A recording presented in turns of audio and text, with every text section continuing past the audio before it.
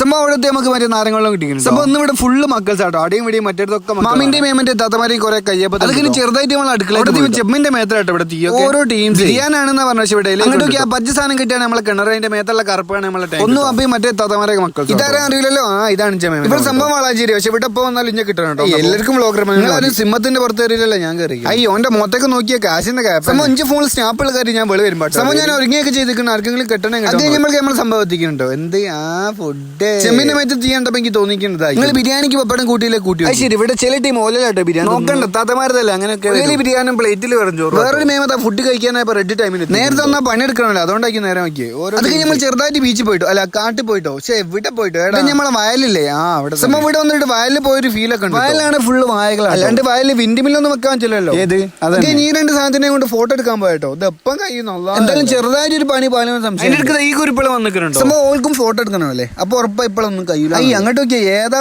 Pose അതിനിടക്ക് വെറുതെ ഒന്ന് സൈഡുക്കും ഏതൊക്കെ നോക്കി എന്നിട്ട് ഇവിടെ 4 ഭാഗത്ത് നോക്കിയാലും മാങ്ങകൾ. ചെറുപ്പത്തിൽ ഇവിടെ കൂടെ വരുന്ന ടൈമിൽ അവര് സുബിക്ക് വരേണ്ടോ മാങ്ങയൊക്കെ ഈ മാവിനെ അറിയുന്നത് ഓരോട് ചീത്തയ്ക്കുന്നത് അമ്മ കയറുന്നൊക്കെ വേറൊരു ഫീൽ. ഏത് ഭാഗത്തേക്ക് നോക്കിയാൽ നല്ല വ്യൂ. ഈ ചെറുപ്പം സംഭവം എഞ്ചേക്കാട്ട് വയസ്സുണ്ടെന്ന് ഒരേ ചെറിയൊരു കുളിച്ചുണ്ട്. ഈ കുറിപ്പ് 5 പരമ്പര നൊലോൾ ചാടക്കുത്തി നൊലോളല്ലേ മക്കളോ ചീറലാണ്. ഫോളോ ആക്കിയില്ലെങ്കിൽ ഞാനും ചീറിട്ടോ ഒന്ന് ഫോളോ ആക്കിയെന്ന്